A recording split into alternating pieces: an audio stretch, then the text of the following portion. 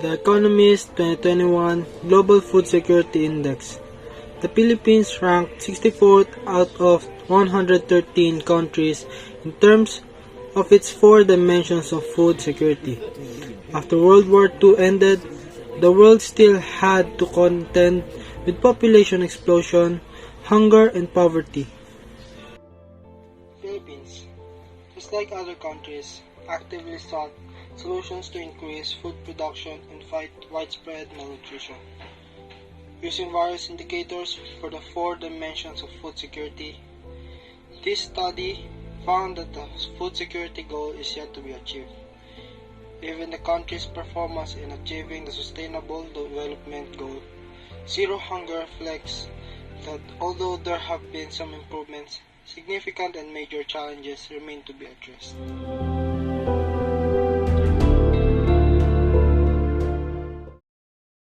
Poorest of the poor in the Philippines suffer from a lack of jobs in rural areas, poor quality of education, and limited resources for large families. This has led to a widening gap between the haves and have-nots. Add to that frequent natural disaster which takes away what little the poor have, and you have a cycle of indebtedness and poverty that affect large parts of the population.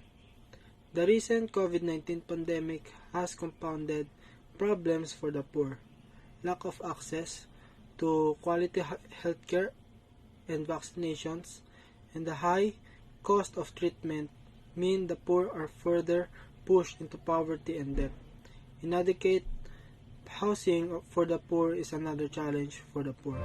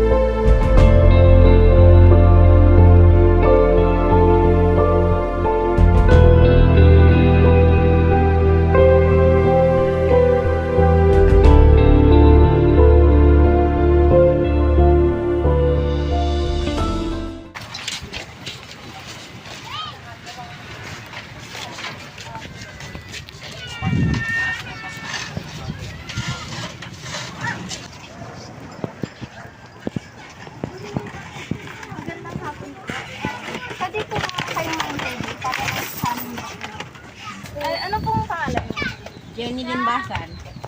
Ano pong trabaho po? Wala. Yung asawa ko lang nagtatrabaho. So, magkano po yung income niyo po sa isang buwan? Kasi ano siya 300 siyang isang araw. Mga ano din sa isang buwan. Sapat na po ba yun sa mga pang-araw-araw na gastusin po ninyo ng inyong pamilya? Nagkakasya. Pambaon araw-araw. Alam po ba ninyo yung programa ng gobyerno na 4Ps? Kasama po ba kayo? Sa tingin po ba ninyo, nasusuportahan po ba kayo ng maayos ng gobyerno? Suportahan naman. Pagdating naman po sa kalusugan na bibigyan din po kayo ng maayos na Oo, libreng gamot yan sa barangay. sa tingin po ninyo, malaking issue po ba ang kahirapan sa ating bansa?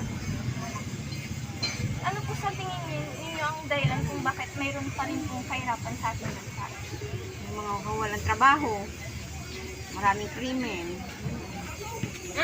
May sasuggest po ba kayo sa ating gobyerno about sa kahirapan?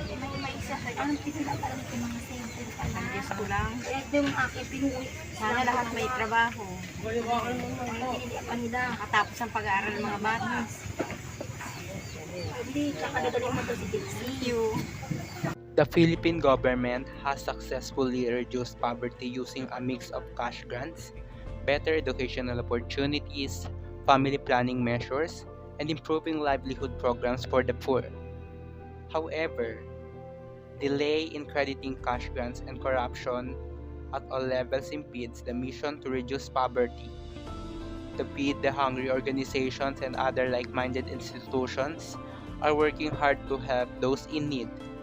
Many of them have been working for the betterment of the poor for decades. They have helped skill many young people to live independently with their own income, besides providing invaluable help to the poor in any way they can. Out of the organization that help the poor in the Philippines, the Catholic Connect Foundation helps raise funds and aid to distribute the same amongst likely-minded organizations. You too can help the poor with your generosity. Even a small $10 donation every month can help feed the mouths of those less fortunate. We fear that in the near future that more people will resort in this kind of lifestyle, which is poverty because of the continuing price hike in the market.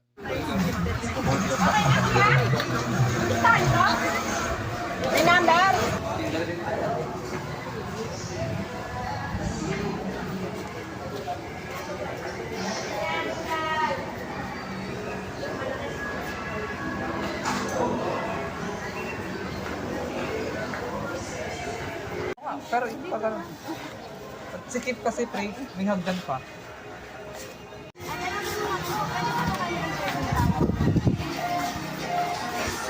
Una po, magtatanong lang po sana tungkol sa inflation po o pagtaas ng pangunahing bilihin.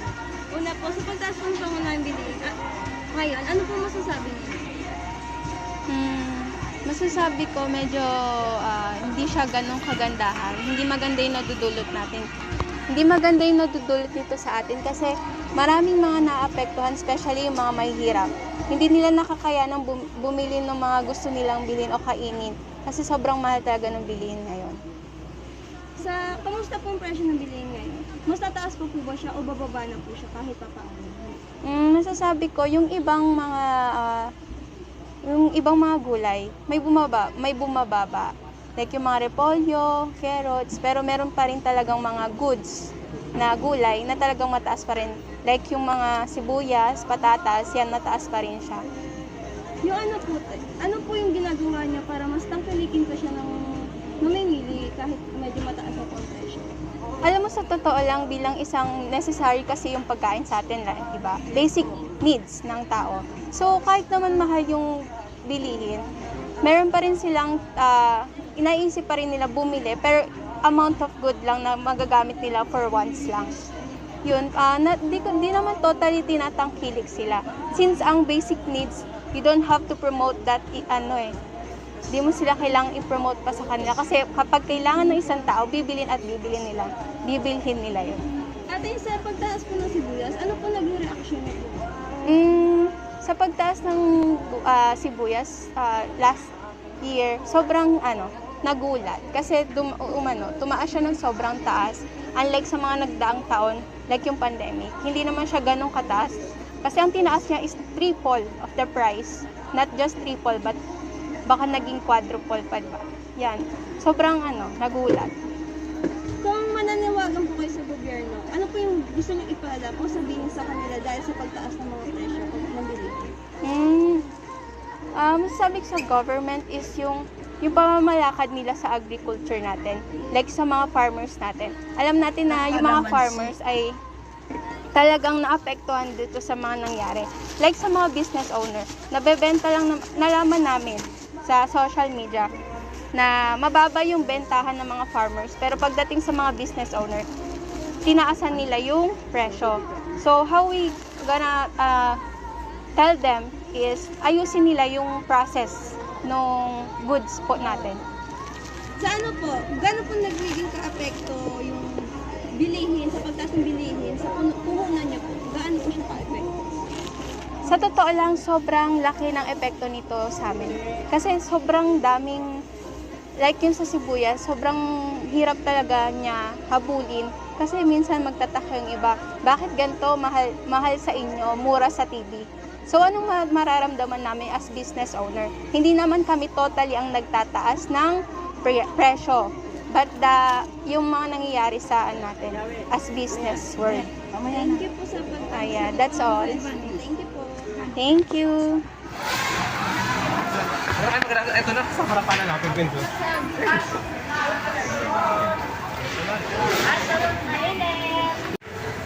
Yan naman kayo, ito mo sa tinda nila.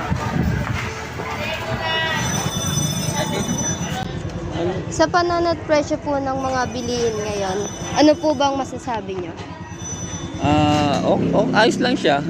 Okay naman, nakakaraos sa araw-araw. Hindi kahit hindi naman pag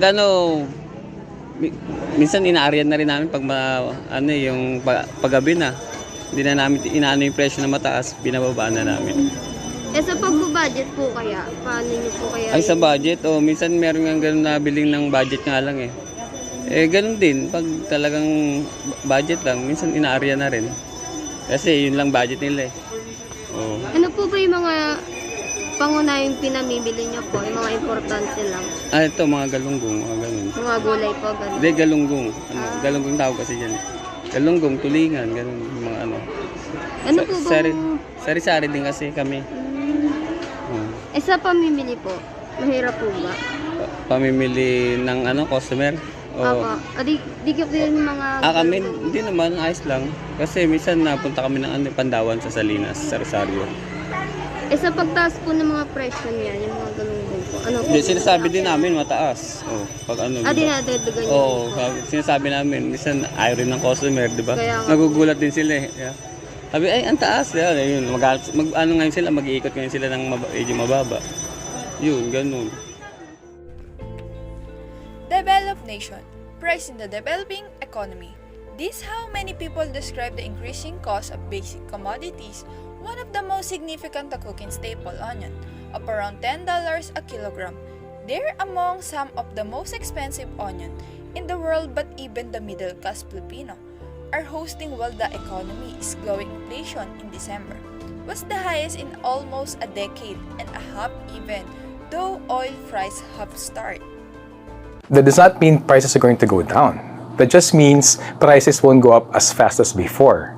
And that's going to be a problem if families are not going to be earning enough. While President Marcos has been touting economic recovery, also acknowledged the high cost of basic. Our unemployment rate is quite reasonable considering the situation. However, on the other side of that coin, there is still inflation that is running rampant and out of control. The Philippine Statistics Authority reported today that the country's inflation rate for July 2022 rose to 6.4%, which is at the upper end of the Bangko Sentral ng Pilipinas forecast range of 5.6 to 6.4% for the month. To boost local food production, the government will continue to support the agriculture sector through lower input costs, development of new farming technologies, extension of financial assistance to farmers, and strengthening the agricultural value chain. This can be achieved through the Plant Program 2, the government's 24 billion flagship program on food security, which provides subsidy and support to the agriculture sector, the cabinet official said. Food security exists when all people at all times have physical and economic access to sufficient, nutritious, and safe food for an active and healthy life, and are not at undue risk of losing such access. People are food insecure when one or more of the dimensions of food security, like availability, access, utilization, and stability, are compromised. Food aid may or may not be part of an appropriate intervention, depending on which dimensions are affected and why. One of the key messages from this year's the state of food and agriculture, rather than being the default option in humanitarian crisis, should be seen as one of many options within a wider range of social safety nets that seek to ensure minimum level of well-being and to help households manage risk. In addition to providing food during crisis, such cash or food-based safety nets provide fungible resources that can be used to protect and to invest in product assets. Whether to use food instead of cash in a social safety net depends largely on the availability of food and functioning nature of markets. Where adequate food is available and affordable through markets that remain accessible to crisis-affected people, food aid may not be the most appropriate resource.